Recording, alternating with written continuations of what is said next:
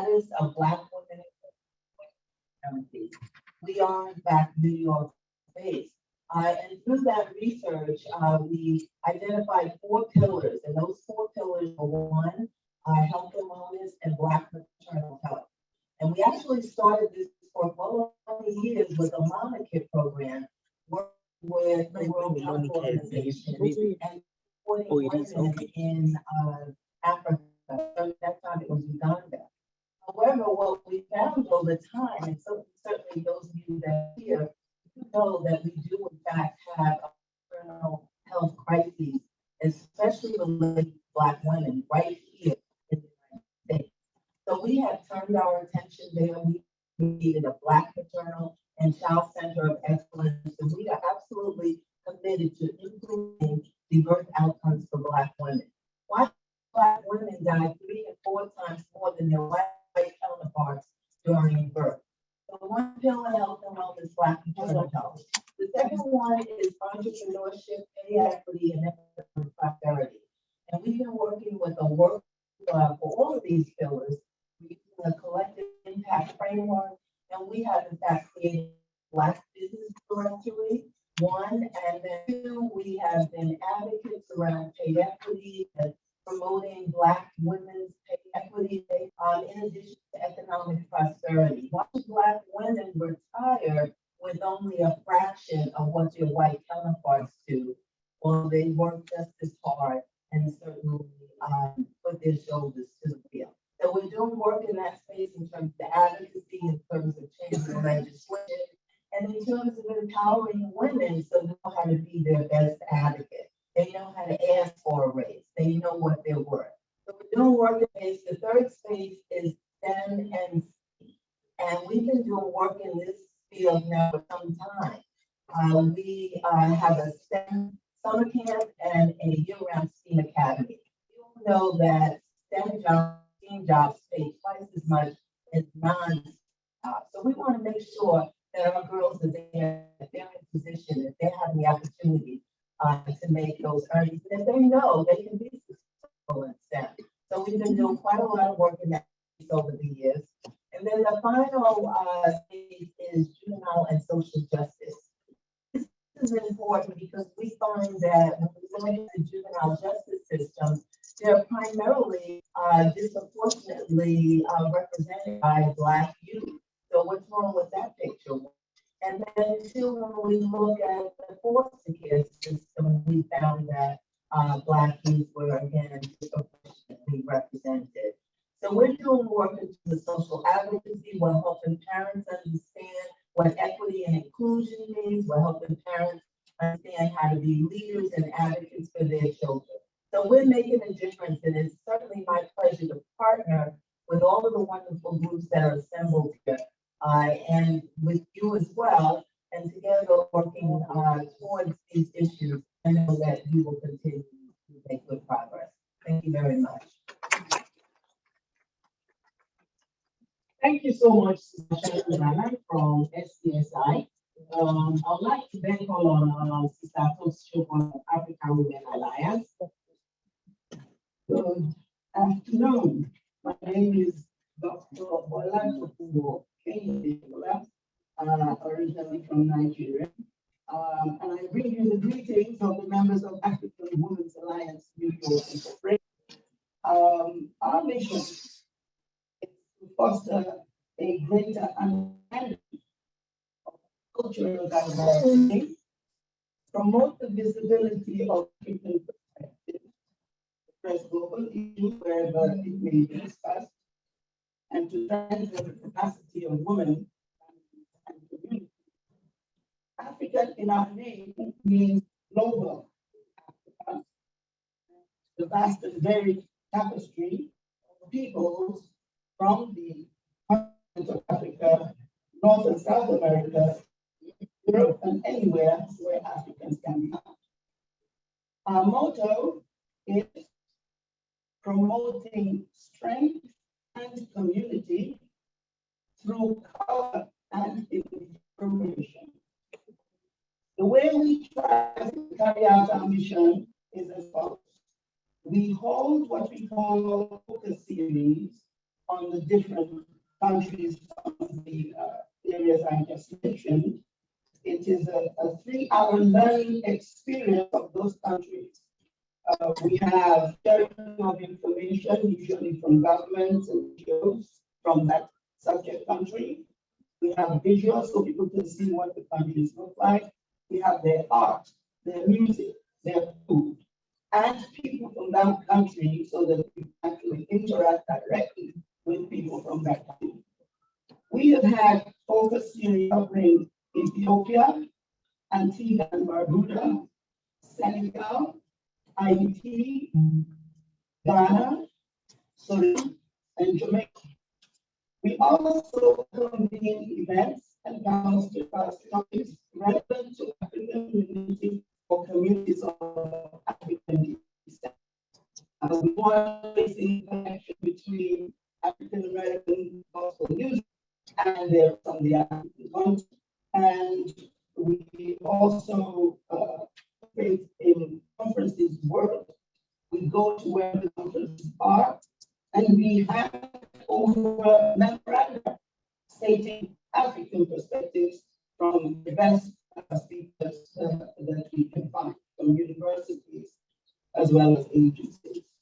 We have had memoranda at that time. It was genital, female genital mutilation, consequent best ways to deal with it other than throwing parents into prison. And had a pushback from the government on the continent. We have had a memorandum on the development relevance of diaspora in the various countries.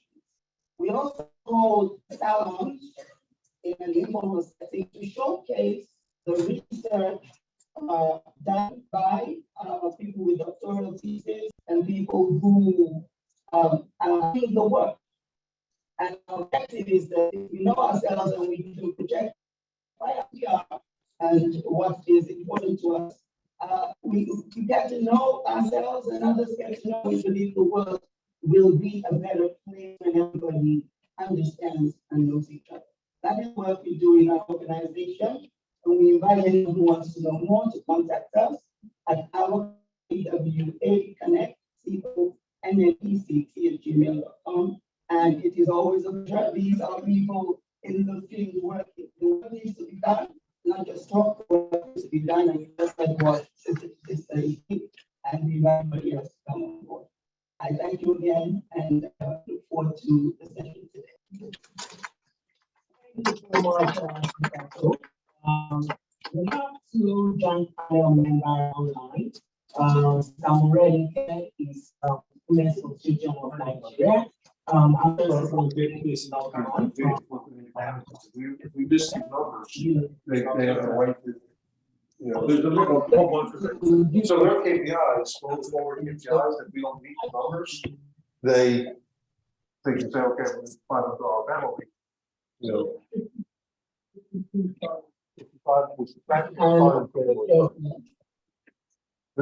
fine. You're fine. No, you're fine. Yeah. And I thought it was, I thought about it because people have to, it's like 14 weeks. It's 2 days. It's 14 well, in the meantime, I will try to get on our website, Mrs. Amelia Ogoy. She's also with SSI. Thank you for permitting me to sign everybody on this screen like a pack of Okay. I don't know about all of you. I'm so excited to be able to connect face to face with all people doing the work to push and lead on gender equality globally. We miss this gathering, thanks to them. I'm happy that we're able to do this today. So you're all welcome. So my name is Leon Bekakona, originally from Cameroon, Cameroonian by birth, Kenyan by marriage. Now I live in a commercial university. I find myself at any given time. And I'm just so excited to be working with all this amazing community. I'm not going to say much about SPSI, but I'm a board member and manager of I'm in charge of the global affairs committee. I want to speak today as a parent of they also benefit from the STEM program in STS. When I moved to the States, my girls were 8 and 6. I was still trying to figure out what they wanted to do, and then I found out the STS program. I'm not going to put her on the spot, but she graduated with honors in architecture from Virginia Tech, and she's working in one of the firms here in New York. All thanks to the support of the I'm very excited. I think it works. I mean, we're not just working with a lot of testing, we realize for a lot of these yes, it's academic, but then that exposure, that even believe that they can do it. And today we have 1 or 2 also in the country as well from the estates. So welcome, and I believe a lot of you part of the pattern of the young people. So I'm looking forward to the next session. That matter to them. Sharon was in the gym and we're one next generation to take over this one. So thank you so much. Thank you so much, Isabel. Sister Morenica from Women's Association of Nigeria. I give you the floor. You need this to put on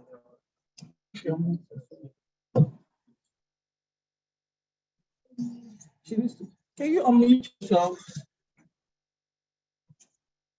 Oh, I'm sorry. Okay, thank you very much, Dr. Alafo. Audio is very poor from my end. I can barely hear all of you clearly, but I believe it's I'm supposed to be talking about our work in Women's Consortium of Nigeria, WOCON. We are a non-governmental, non-for-profit, non-partisan, and non-religious organization, and we are committed to the enforcement of women and children's rights and the attainment of equality, development, and peace. We hold the United Nations consultative status. We have a special ECOSOC status with the UN. We have, over the years, we were founded in 1995 by late BC Olateru Olagbegi, and we had primarily focused on issues of violence, especially human trafficking and migrant smuggling, as well as all other forms of violence against women, like rape, like other sexual and gender-based violence, female genital mutilation, and all sorts of violence that you can ever think of, including insurgency and all the likes. We also promote good governance, and we ensure the political participation of more women in Nigeria.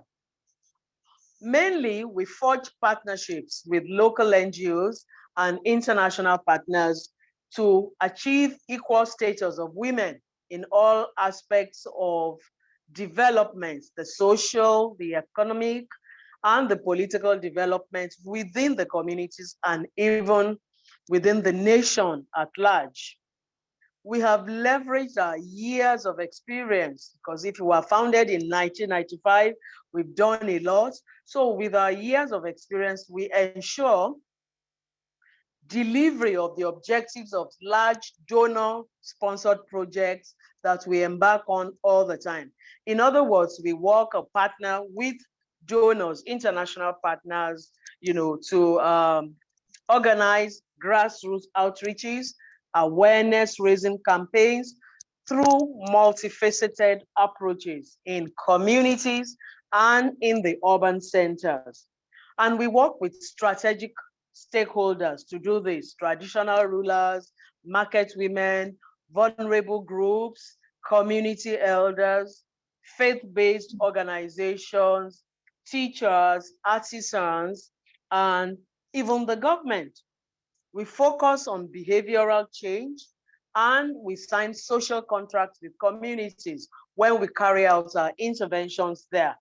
We create awareness in these rural and urban communities, like I said, depending on what is endemic in the area in question. So we go to motor parks, marketplaces, bus terminals, schools, and campuses of tertiary institutions. We also pay advocacy visits to stakeholders like the government, where we discuss our interventions at length and we ask for their partnership and collaboration to ensure that they benefit from it. We build capacities of community members. We, through our roundtable dialogues and workshops, we also build the capacities of women to combat and resist violence, especially the smuggling of migrants and human trafficking. And then we sensitize the public through our press conferences, and we publish press releases on thematic issues, depending on what area of work we are focusing on. Generally, we have taken our awareness campaigns against trafficking and all other forms of violence to endemic states in Nigeria, where trafficked victims within and across borders are sourced, where they are transited, or where they are received. And finally, the crux of our work is that we continue to renew our commitment for women's equal rights through our role in enhancing women's leadership and participation skills. So we do this by giving them access to participation and leadership, especially in governance and in decision-making positions. We organize roundtables, and the presence of these women leaders has a positive impact on governance, on financial success of all the programs that we have done, and for cultural change, in encouraging other women to become leaders and in breaking barriers and structures that have held women down. All these are achieved by our commitment to maintain or mainstream gender in all ramifications. So with our work, we ensure that we mainstream gender. Lagos State government in the last 2 years, shortly before COVID, well, that's almost 3 years now, through the Ministry of Education, granted us access for a period of 2 years to sensitize and raise awareness in public schools on commercial sexual exploitation of children, sexual exploitation of children in travel and tourism, and to teach the students how they can identify the traffickers' dynamic recruitment methods. We continue to conduct family tracing in order to connect survivors back to their families, and this is through our victim support. United Nations wants us not to leave anyone behind, so we work with men and boys as well to orientate or reorientate men and boys and raise them as he for she's under our don't leave the boys out concept.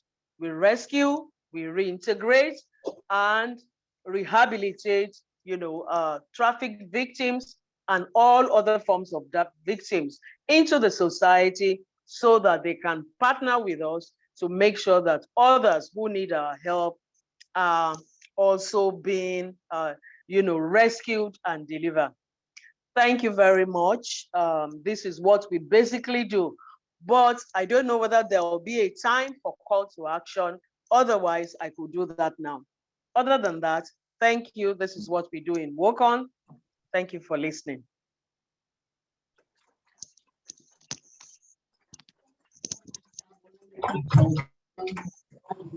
Lagos State, Nigeria.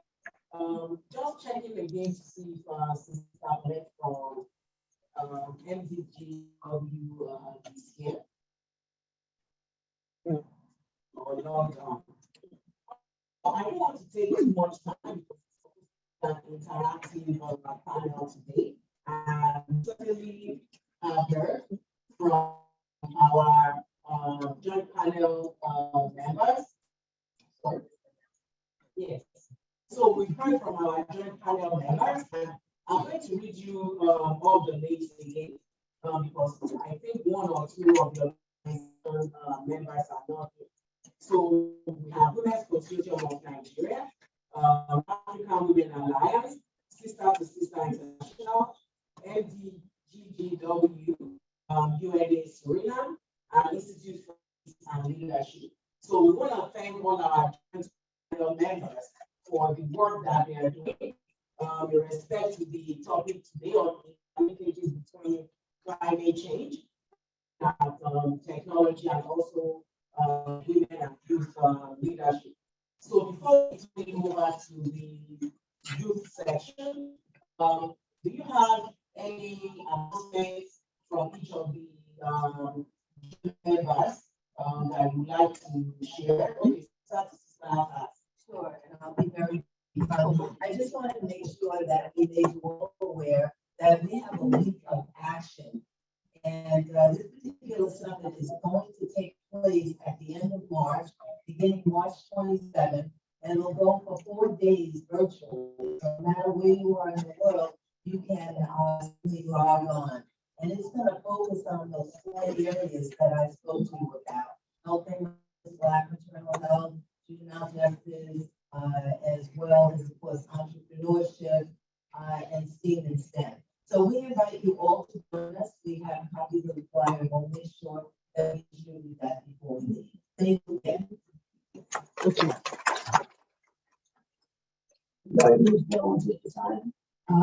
Always like to have digital skills training in Nigeria for high school students to make it into university, teaching them how to get money, actually digital skills, and just with our first graduate students in this.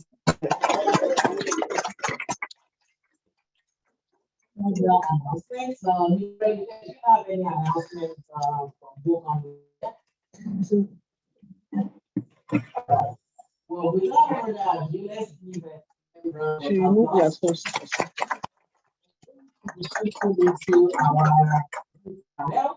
And so we're also going to change one. Get to see me while in the room, and you get to see me in the room, but just not in the phone. So I'd like to introduce Mrs. Shiva Shoji, and gender and energy expert with 10 years of proven success in leading global strategy, building and maintaining innovative partnerships and engaging stakeholders. And she's the Chief Operating Officer of Solar System, where she leads effort for women entrepreneurs, distributing energy products in underserved communities in Nigeria, Tanzania, and Kenya. Similar President of Women's Association of Nigeria, and she holds a Master's in Public Administration, Public and International Affairs, BSc in Urban and Regional Planning from the University of Lagos, as well as a certificate on social entrepreneurship from INSEAD. So this same up. This is very important to recognize, you know. So very, very important. I know you coming all the way also from Nigeria. Thank you so much for being here, for all the wonderful work you've been doing. And I turn it over to you and the wonderful panelists that have here today. Thank you, everyone. Thank you so much. It's really an honor to be here today, to be hosting or moderating this panel. It's one we look forward to for years. For me, I actually started my career as a youth advocate as well, so it's always present in my mind to ensure that the voices of young people are brought to the discussion. So, yes, without further ado, I'd like to introduce our panelists. Today we have 2 panelists in person, and I read the tech works, and 2 panelists online who will be joining us today. But I'd like to first introduce the ones in here in person. So to introduce Ms. Nancy Cooley. Please come up. The second one is student from Colombia. And she has worked with the government of India to facilitate clean energy and the policy action.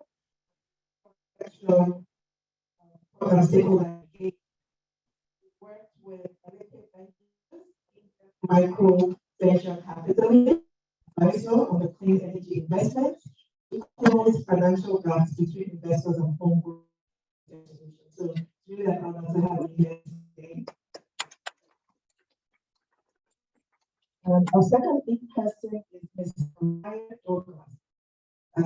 She's a native of New Jersey here. For her own drug, and I asked why. It's because it brings her happiness. She's not afraid to shatter any glass ceiling. She has a Bachelor of Science in Chemistry and Masters of Science in Forensic Science. Her patients have ranged from organic chemists to personal to crime scene investigators to police officer to now taking this field by to open multitudes as a pilot. And today, how you do this first, it's really second. And now to the online. I'd like to welcome, if she's here, Nadine. She's currently a first student at the University of California, and she's studying economics and research, economic empowerment for social mobility. Her interest and passion stem from her belief that every human deserves equality and protection under the law. She has her own organization called Safe Dreams, an international platform that invites further discussions to aid the fight against human trafficking and exploitation. Nadine also serves as WorldCon's first United Nations liaison, national youth advocate, working along WorldCon to create a world where safety is not a luxury but a right. Hi, Nadine. Welcome. Hello, thank you for having me. Thanks for having you. And finally, we have our fourth participant called Sonia Anakwe, all the way from Nigeria. She has 8 years of experience in social development with a focus on last mile off-grid energy access, entrepreneurship, women's empowerment, gender mainstreaming. She's there. She has a master's degree in public health from University of Brown and a postgraduate degree in international gender studies from the United Nations University of Gender Equality Studies in Ireland.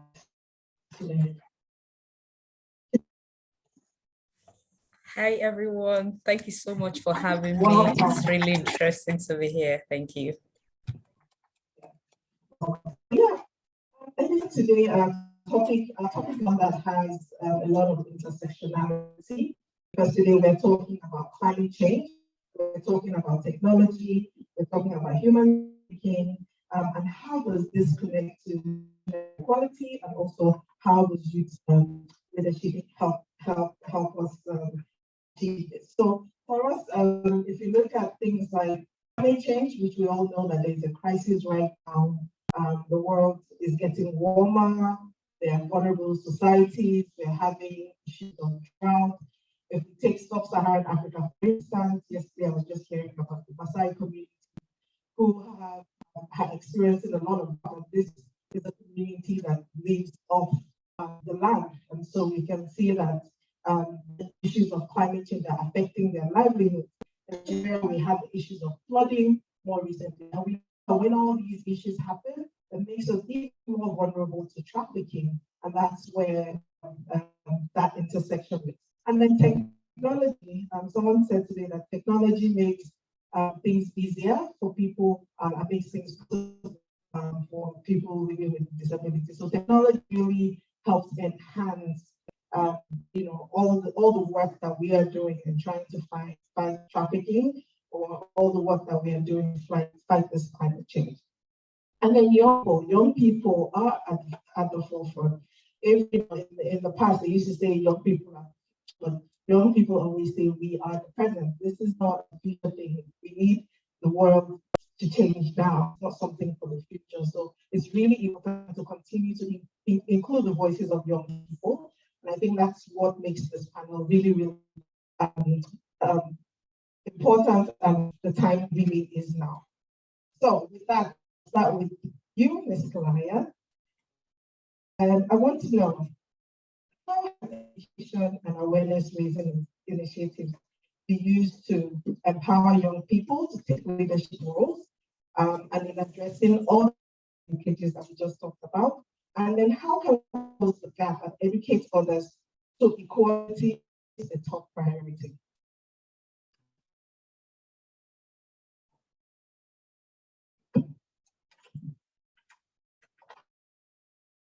You want me to make out the microphone? Yeah, Need a microphone for the recording? from online. All right, well, I just want to, well, good afternoon, good evening to us and you all are streaming online, whatever time it is. Nigeria, good afternoon. My name is Kalia Douglas. I currently live in New Jersey. I am Jamaican. My favorite lady right mentioned that you have different organizations that have tried to make Nigeria and Jamaica top priority, everything that's going on, so I do appreciate that. So a little bit about me. I've done so much, as you can hear. I first attended Cobo College, assisted it with turning into a university. I graduated with a bachelor's in chemistry. So I hate to say it, monkey see, monkey do, and chemist, building machines. I was like, ah, this is kind of boring. What do I do? What can I do next? How can I be better? So moving forward from that, I said, all right, cool. How about forensic science? I love teaching. I played a master's program at Case University here in the city. They told me I had to become a police officer. It's like, police officer? Nobody told me that. I would have just jumped the ship and became a police officer if that's what I really wanted to do. So, what I was doing, go to the police academy, and I became a police officer, investigator. So, with investigation, I do homicide, sexual assaults, maybe deaths, unfortunately, and robberies. So everything that you see on TV, you know, in the first 20 minutes, you can probably figure out who done did it. Now, we're usually out there for about 3-4 hours in the cold, so crime never stops. I do intertwine the leadership portion. I could not get to where I am now with somebody else. So with all of that, being the college, transition to university, and finding out that I have to be quickly to do what I actually love, getting in shape, being uncomfortable, because anytime they police academy, they said, get used to being uncomfortable. Now, you can take that and be like, oh, okay, is it just push-ups? Is it just running the 7 miles? No, I took it as life together. So get to being uncomfortable. Never be afraid of change, right? So you begin to ask yourself, are you happy?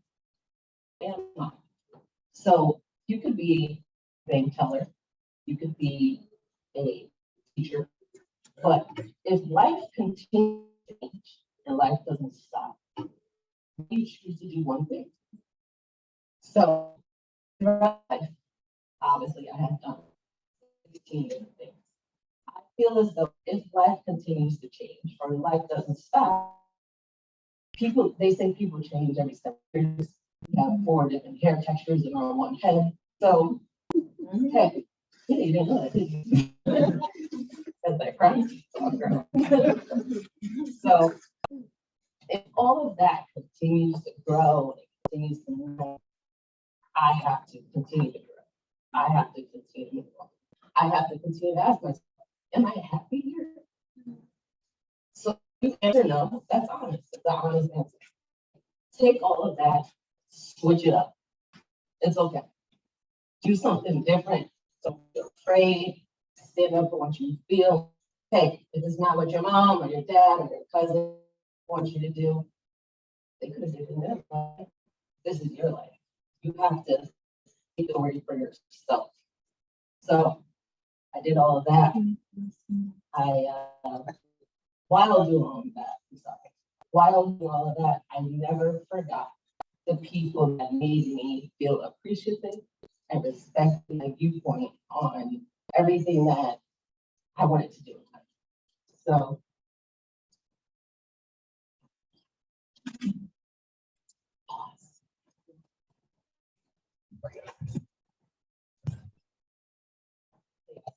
never forget to be that professor, because I also, like, became a college professor to give back to the students.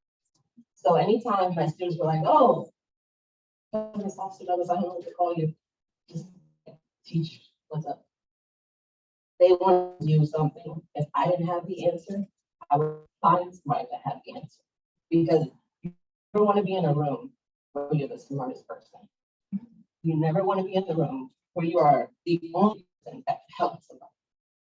So even today, we are in a room that we all come from various backgrounds. We all come from different lifestyles. We all know various career paths.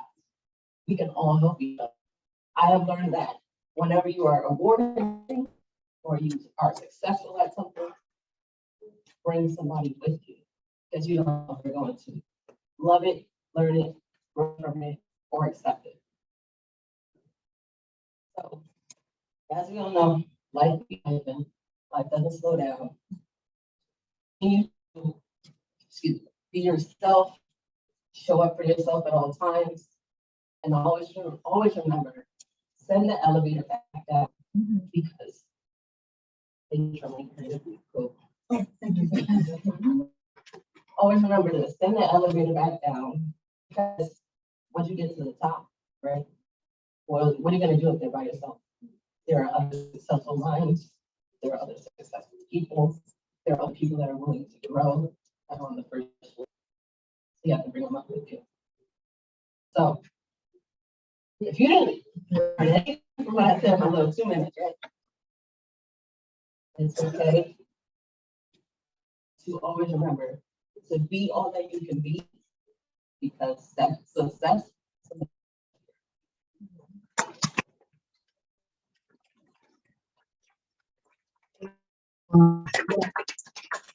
You know, whenever people say, oh, young, they need to be mentees, I say, no, young people actually are mentors. There's so much to learn from young people. So yeah, again, thank you so much for that.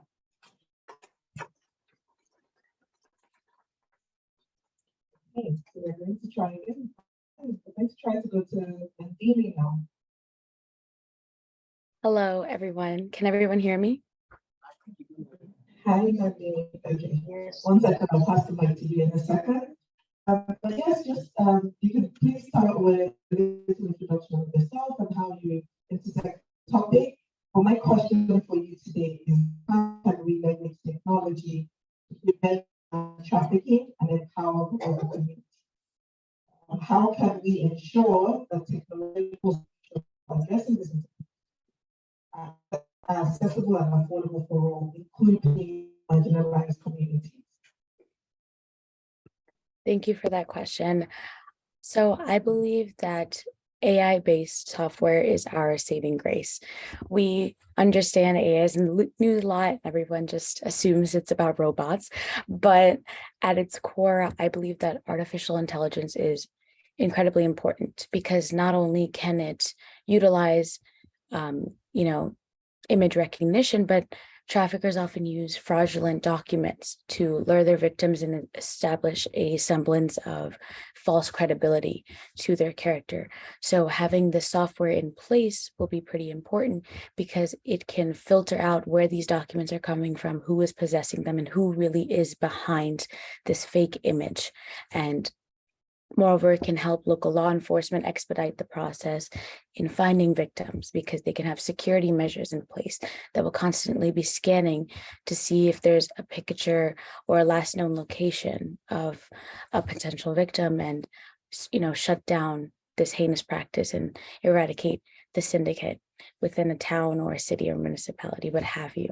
Moreover, blockchain-based identification services is another important piece of technology, because traffickers will go into vulnerable communities with false promises of better employment, a better life, and just an overall the fantasy that they sell. So having blockchain-based identification services can help the common people and law enforcement, but mostly the regular people understand, is this person making false promises? Are they luring me? Who is this person in front of me? And having these measures at community centers or even a branch of a local law enforcement is important, so people can go ask their questions and, really get their answers and protect themselves and their family from this practice. Because there are a lot of wolf in sheep's clothing, and it's important to have technological measures in place. Pertaining to your question of offering, how do we make these technological solutions accessible and affordable? I think it all starts with accountability and funding. So having, this more pressure placed on government agencies through international bodies or NGOs is important, because fractured bureaucratic systems often don't have the resources, or they simply don't have the moral atmosphere to place emphasis on important issues like trafficking and gender-based violence. So having this accountability of, you have to do this, this has to be a priority, and where's the funding going? This detailed itinerary of what has to be done is really important, because it could be, this should be a protected practice that we should have. And, then with funding comes research and funding think tanks where people can arm themselves with information, and policymakers make more informed decisions about laws. And like I mentioned before about the blockchain-based identification services, they can become a commonplace item within communities because there's funding to put them. So, it should be known that in your community, if someone approaches you with the prospect of a new job or anything that just seems too good to be true, community members understand that I can simply go to XYZ place and, find out for myself that this is real. And I think that all in all, it just comes down to this sense of engagement, whether it be through funding, accountability, donations. I think that everyone needs to be on the same page in order to close this book that is trafficking. And this is how I believe technology can be our greatest superpower. Thank you.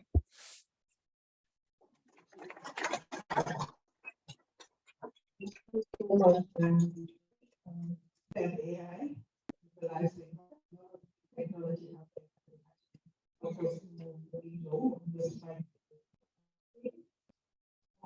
With that, I will also Chilean. Chilean is from Nigeria.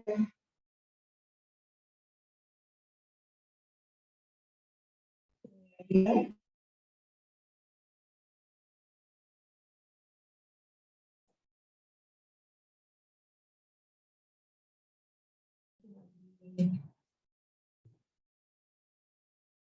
Can you hear us?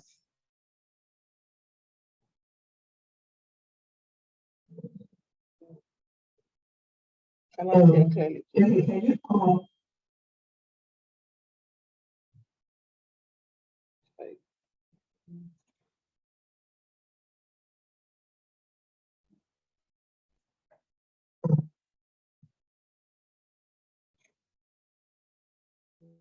Wait a minute. So can you hear us?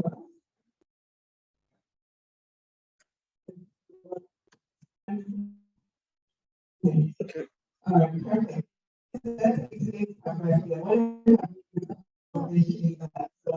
How do they say? You can hear us? Can't hear.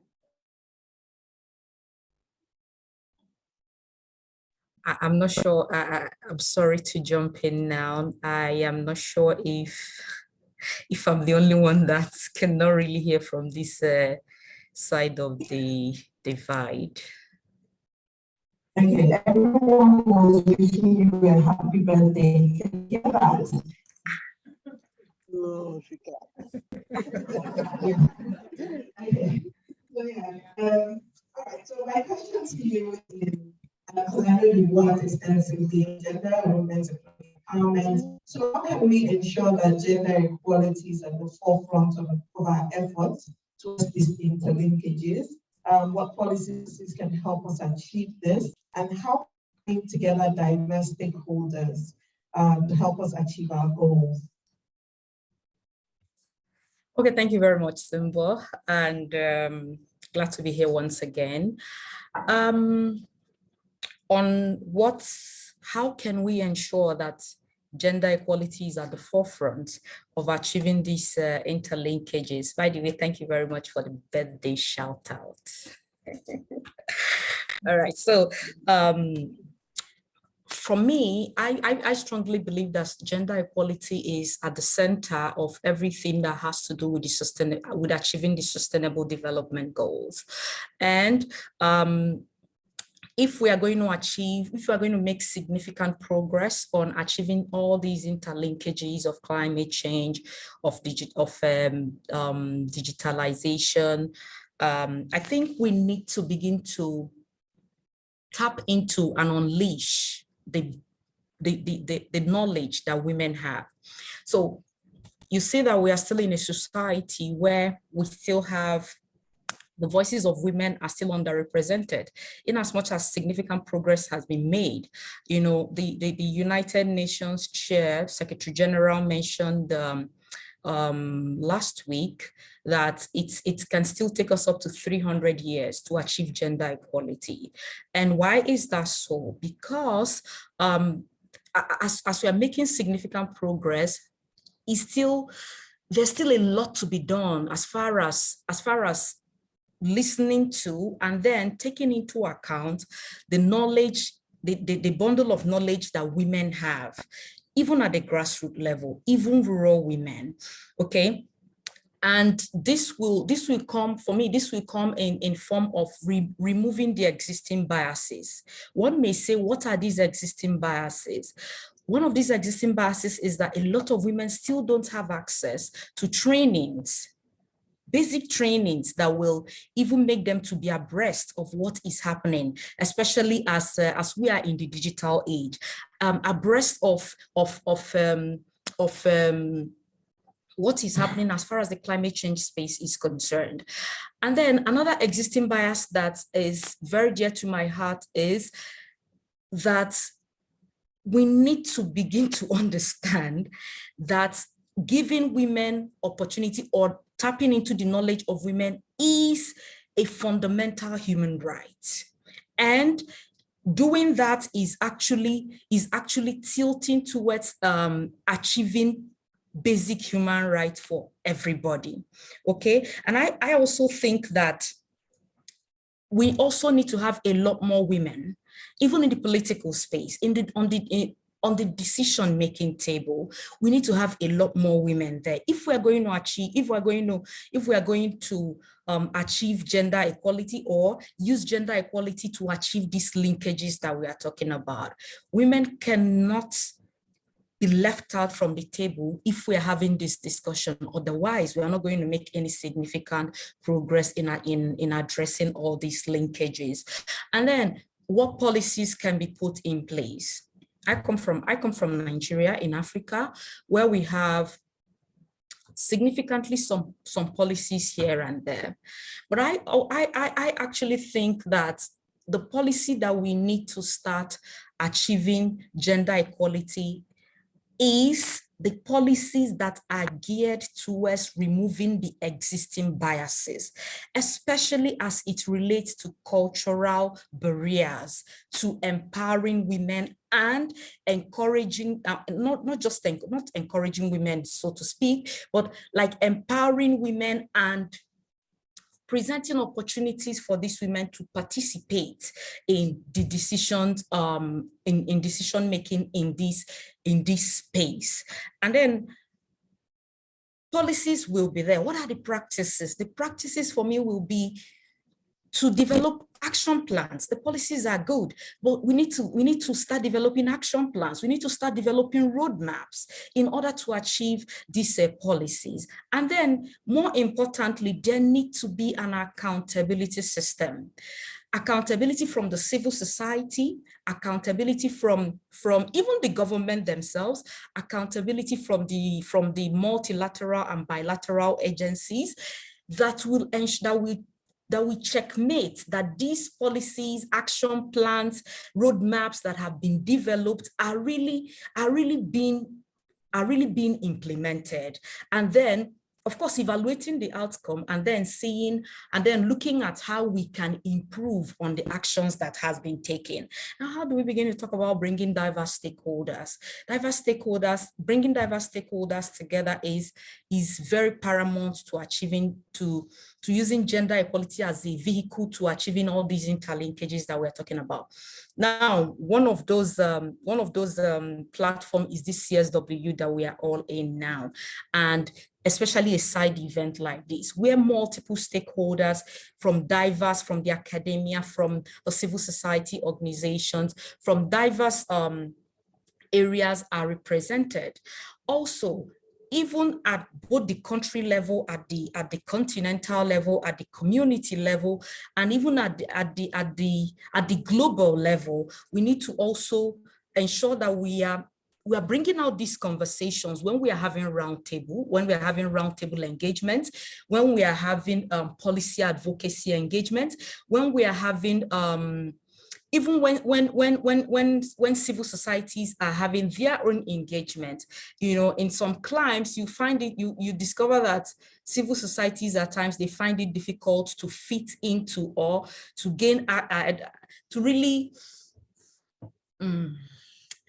be visible when the government is taking some critical decisions. And this is one of the things that we really need to start addressing, because multiple stakeholders engagement is very, very necessary to achieving gender equality, which is a vehicle that we can propel us to achieving these interlinkages that we are discussing about today. I'll pause here for now and hand it back to you, Simbo. Thank you. Thank you so much.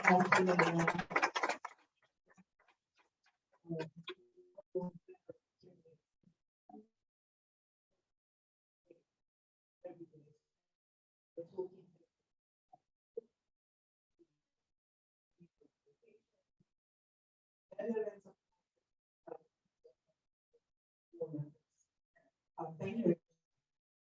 So I know that you work and you don't students the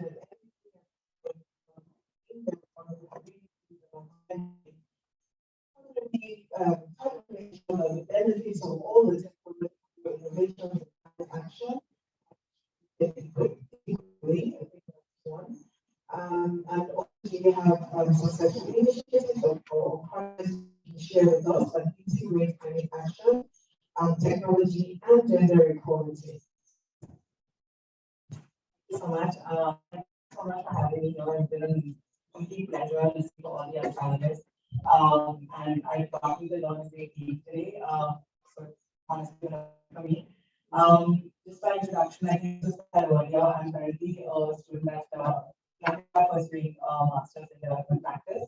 And it's been a very interesting journey. I think one of the things that has resonated with me and has been reiterated multiple times during my education at Telangana is very systems thinking. And even today, when I was given the brief and when conversations, this panel as well, I think it's become obvious that there is a pool of systems that are at play here as well. So there is obviously climate change being large narrative and how that is impacting all of the other subsequent systems, being gender equality, gender-based violence, human trafficking, technology, and okay. One of these things, how climate change has in large part exacerbated the effects of one of these pre-existing issues. So I would like to frame my narrative on climate change and what that really means moving forward. I think having worked with the Government of India before this, one thing that the biggest highlight and that resonated with me very strongly is that oftentimes, especially in government corridors as well as other sectors, people tend to work in silos. It has not stakeholder engagement, stakeholder collaboration, stakeholder coordination. There is often a repetition of efforts across different sectors, across different organizations.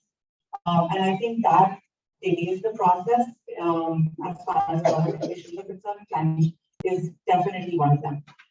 So I think there whenever a new program or a new initiative is introduced, I think it becomes extremely important to identify and leverage the right stakeholders. I think it's obvious that no one sector can do all the work. It has certain advantages, but it also has very strong disadvantages. Likewise, to the private sector, as well as for NGOs, as well as for think tanks. That's why I think, and the previous panelists also said there is very good reason for strong collaboration between different sectors. I think what was also said earlier, which made a lot of sense, is monitoring and evaluation. I think it becomes very important to go back and see what is achieved, what needs to be achieved, and how that can be achieved based on previous progress. And I think going back to what you said earlier, this was, I think, in the beginning of 2020, COVID had just hit. The government was now slowing down because there wasn't as much human interaction. And that was the time that I decided that professional development was what I was going to pursue. Development as well as professional development. I decided I was going to surround myself with the smartest people in India. I wasn't sure how I was going to do that, but I decided that is what I was going to do. Fortunately for me, the government also gave me good exposure to Startup India, a program that was launched in 2016 by the Prime Minister. And what it does is essentially it brings forward the different startups and social entrepreneurs that are working across different geographies within the country. It brings them into a centralized portal, enables them through different incentive and subsidy programs, as well as different training schemes. I have been able to work with certain social entrepreneurs because of Startup India, but now that I was focusing on my own personal and professional development, I decided to start a podcast that will focus on social entrepreneurs in India. Startups called Startup Safarnama, if anybody's interested to share the details. But through that podcast, I was introduced to this gentleman by the name of Gaurav Mehta, who runs a very successful organization by the name of Life. I think that is a great example of a successful initiative and program that has worked well in the Indian context. Essentially, what they do is focus on poverty alleviation and gender equality through social entrepreneurship. So they now work across 16,000. They work with 16,000 social entrepreneurs across 40,000 villages in India, and they have been able to impact a total of 10 million people. Essentially, how it works is that social entrepreneurs and the 10 million people in India. But the way they work is they onboard social entrepreneurs or potential social entrepreneurs into their programs, sensitization training, and then establishment of the enterprise, as well as scaling of the enterprise that takes place with their program. And the entrepreneurs essentially sell products that focus on climate change. For example, solar lights has been a very strong program. I believe they sold more than 200,000 solar lights across Indian geography. They also have focused on menstrual hygiene products, and they also focused on, I believe it is clean cooking utensils or clean cooking stoves, and they have sold about almost 1,000 of those. 75% of the entrepreneurs that they work with have been women. I think it's a very good case example to consider, especially in countries such as India, where there's more than 50% of the population is under the age of 25 and more than 65% is under the age of 35. I think it becomes very important to leverage young people through social entrepreneurship in making sure that products are delivered on ground equitably and justly. I will also say, I think we've witnessed a lot of good examples and case studies in the previous panel as well with the work we have. So I think it's very interesting to see what that's been done. Thank you so much. And we promised this would be an interactive, and we want to keep our promise. And turn this over to the audience. So this is for questions and answers or any comment that we may have. And I see one come up. So we'll take a few, and also free to ask those online as well. Wonderful. My name is Robin Lloyd. I'm the member of the Women's Union for Peace and Freedom. we have sections in many African countries, especially Nigeria. I don't know whether you know Joy Moisture, who is president. The question I have is the stress that we focused on is Security Council Resolution 1325 to bring women around the table and issues of peace and security are discussed. Just wondering whether those in Nigeria or other countries could discuss whether that resolution 1325, is relevant in your nation.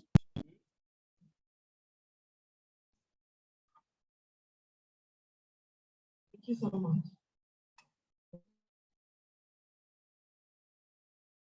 Thank you. Good afternoon, everyone. I'm Dr. Kwaidio from Tanzania, and thank you very much for fantastic presentation. I learned a lot, especially about change and about issues that support women again back in the home country. I represent two organizations. One is Women Entrepreneurs. I'm a volunteer and I've been working with women for the past 9 years as a retired secretary. But the second one, which is closer to my heart and the reason why I'm here right now, is about issues of climate change and women empowerment. I would like to ask a question, probably to all four of you, if you may kindly respond. How can we, in the wake of climate change, look at empowering women financially and digitally and in other aspects? Because despite all the international agreements and despite all the policies that are set to support women, whether in terms of entrepreneurship, health, education, and other development activities, we see that these women are facing hardships due to environmental issues. And they cannot move forward if the environment takes them back. No matter the best policies in the world, environment takes its toll, it controls everything. Do you have any experiences to share? I really appreciate it. Thank you.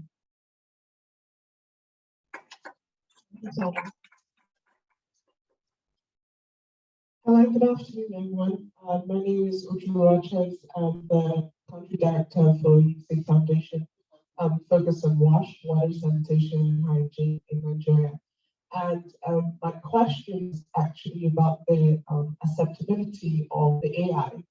I believe one of the panelists spoke about that.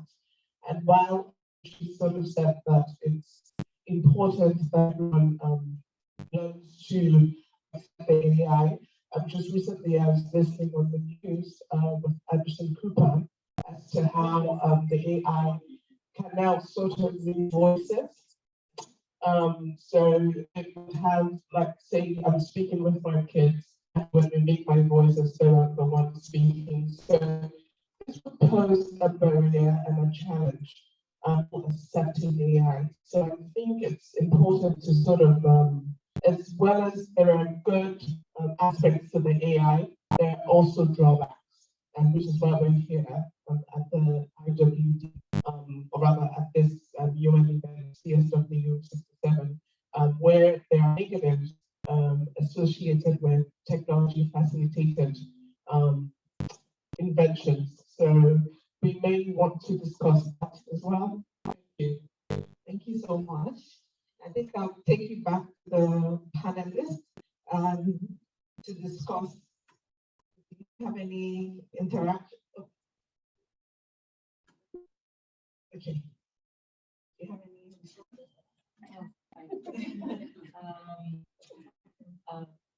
I don't have a comment on the resolution 2025. I don't think that was, yeah, I think you spoke about it, but I'm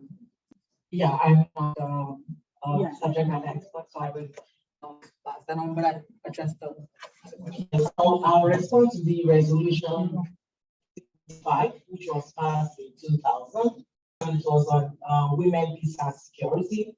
I happened to actually be, I was on the NGO working group on women, peace and security, which monitored member states to see the implementation within their national government policies on this resolution.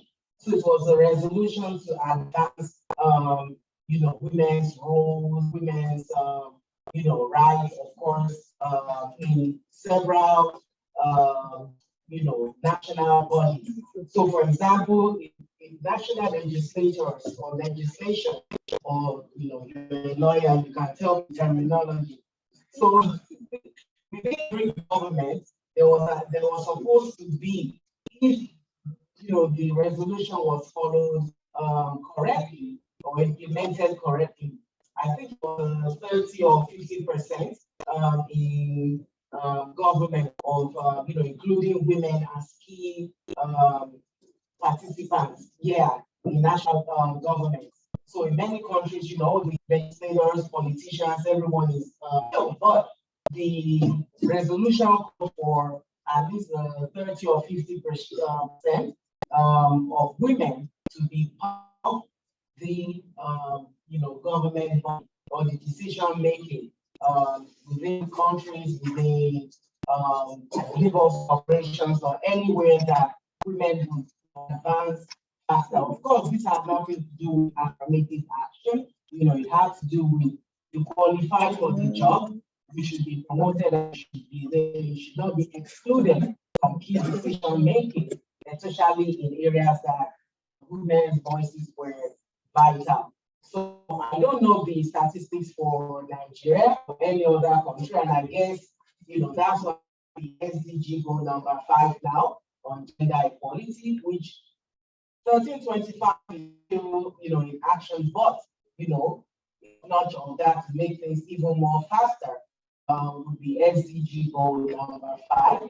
So unfortunately, I can't answer what Nigeria is doing in terms of 1325.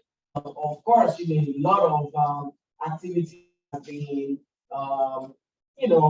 taking place or have been taking place in Nigeria, various locations around the world. We see women now in key roles, in leadership roles, and I believe is 50% of government officials in Rwanda are females. I think 60% even with the election announcement. Many countries are actually implementing 1325. Thank you so much.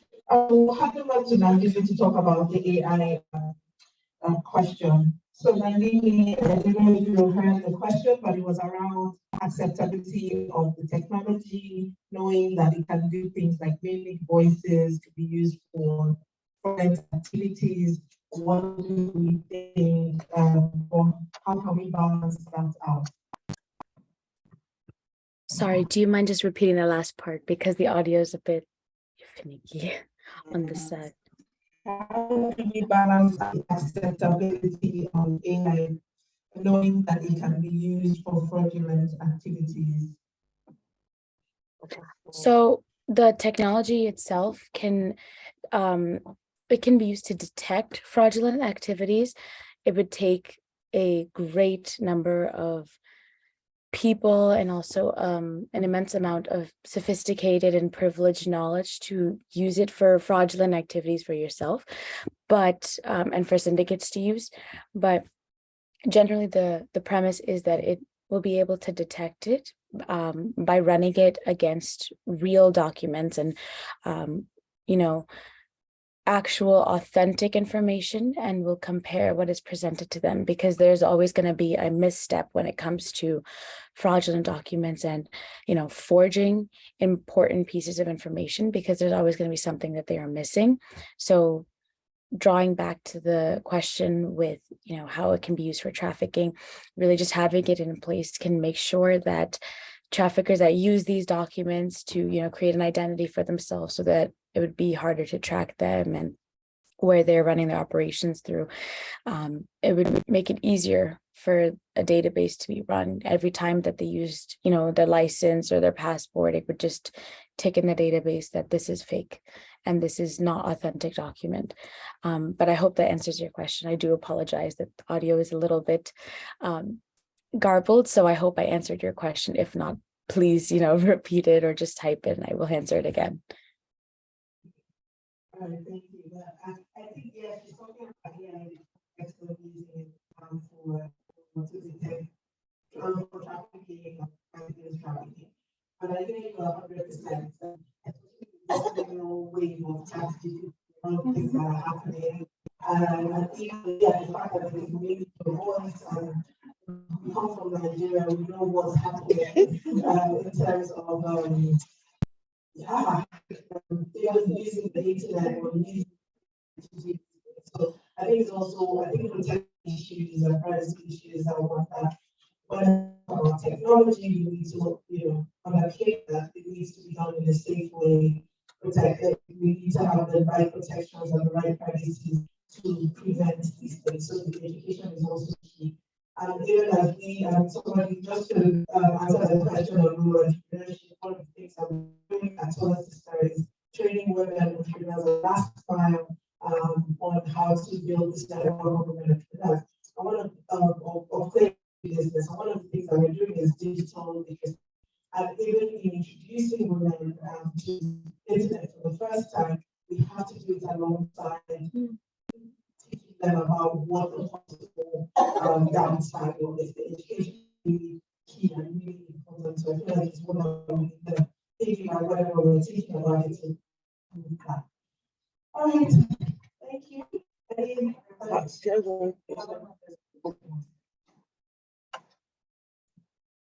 I agree that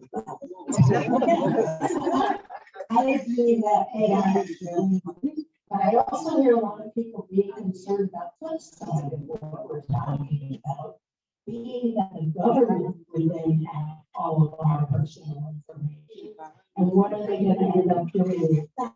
So I think it's not just the criminals. I think it's also people being concerned about lack of privacy from even the government. I don't know how many of you had this happen, but in the United States, there was one day a couple of years ago where all of our cell phones went off at exactly the same time. Did you have that happen? And it really scared people. How did they know to connect with me? I was at a restaurant. Every person in the restaurant, their phones all went off at exactly the same time. And it was all over. It wasn't just there, it was all over. So what is thought or processed around government being able to use this information in a way that people are not going to want? Do you want to answer? Did she answer? It was the question was towards me. I heard like something about the government and I heard the first part. Do you mind just typing me the question and just that way I can answer it? It's just the audio is a little bit difficult to hear. So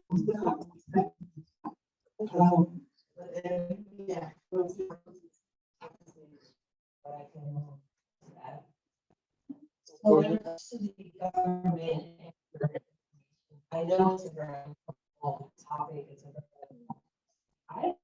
very, I'm not saying it didn't happen.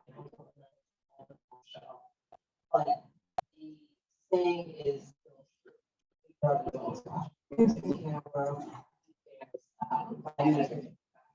going on everywhere that you go.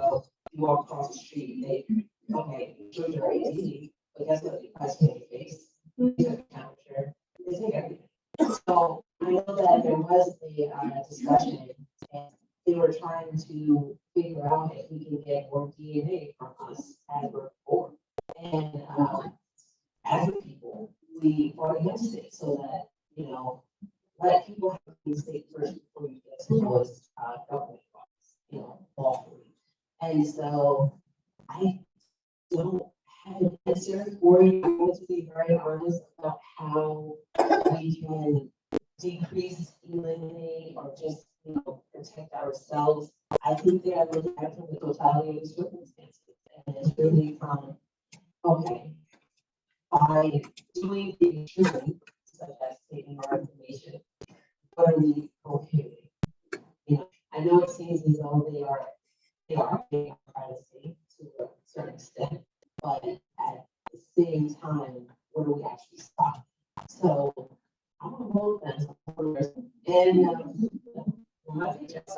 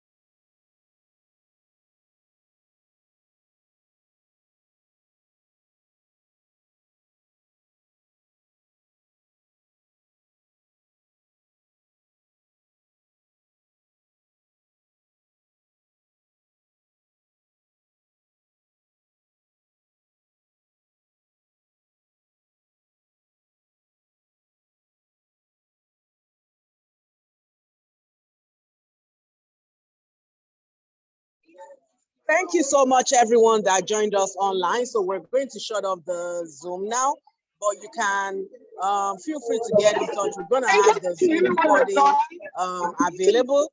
You can contact STSI or WOCON. They'll be able to get you the information.